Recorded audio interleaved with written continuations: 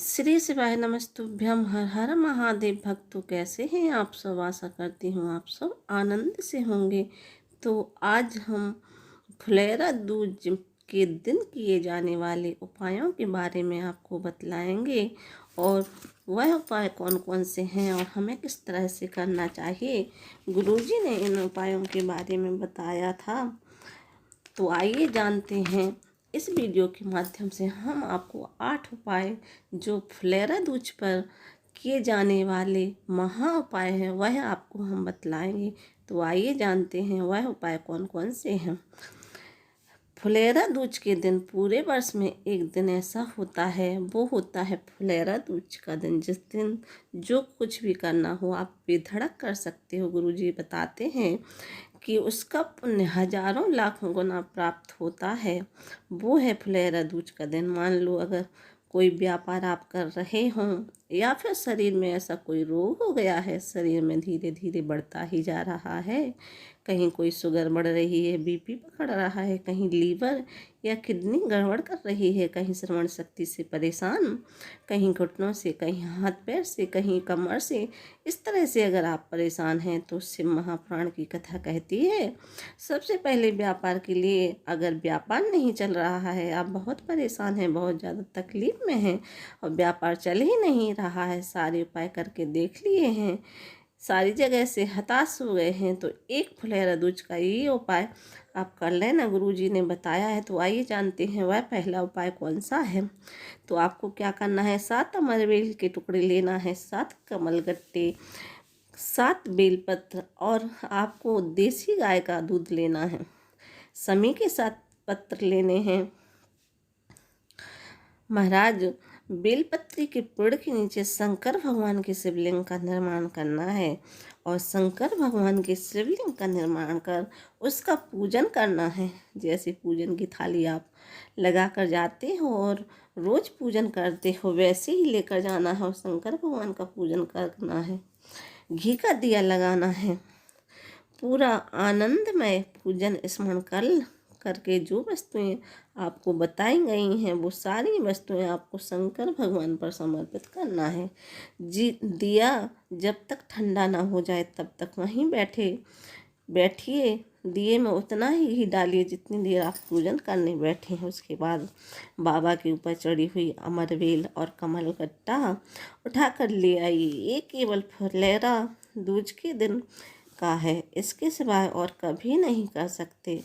इसके बाद शिवलिंग को विसर्जन कर दीजिए और फिर कमलगट्टा और अमरवेल लेकर घर आ जाइए और अपने व्यापार वाली जगह पर लाल वस्त्र में रखकर कुबेर भंडारी का नाम लेकर श्री शिवाय नमस्तुभ्यम बोलकर किसी भी जगह, अपनी अलमारी में, अपनी तिजोरी में, अपनी दुकान में, व्यापार वाली जगह पर, अपनी गुल्लक में, जहाँ मर्जी पड़े उसको रख दें। मात्र 2.5 महीना, गुरुजी बताते हैं, मात्र 2.5 महीना इंतज़ार करिए। अगर आपको लाभ ना मिले तो उसको उठाकर विसर्जन कर देना।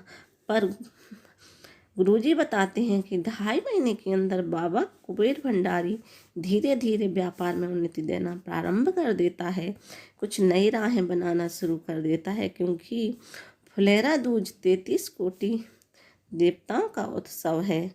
बढ़ते हैं दूसरे उपाय की ओर। गुरुजी ने बताया कि जिसके शरीर में कष्ट है, बहुत ज़्यादा रोग है, उसको शरीर में बहुत ज़्यादा रोग घेर रहे हैं, हर 2 दिन में आप हॉस्पिटल के चक्कर लगा रहे हैं, तो वर्णन किया गया है कि भगवान शंकर का अनुमोदन करने के लिए एक कलश में जल में दूध के साथ शहद, भगवान शंकर के मंदिर में थोड़ा सा जल शंकर पर समर्पित कर, थोड़ा सा नंदी पर चढ़ाकर, फिर बेलपत्र के नीचे हाथ में जल लेकर सिंचन करना है।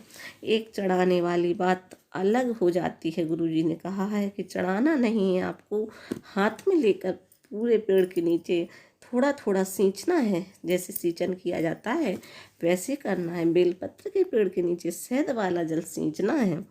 जिस व्यक्ति को रोग घेरा हुआ हो वो सिंचन करे।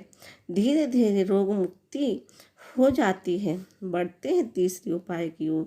जब भगवान शंकर के मस्तक पर पिंडी पर धतूरा पहली बार चढ़ाया गया वो फुलेरा दूज का दिन था। इसलिए शिव महापुराण की कथा कहती है जिस दिन कोई मुहूर्त ना हो, काम ना हो, केवल फुलेरा दूज के दिन आप किसी भी दुकान, व्यापार या व्यवसाय का, जन्म का कोई भी मुहूर्त कर लें तो वो कभी ठप हो ही नहीं सकता, वो बढ़कर ही चलता है।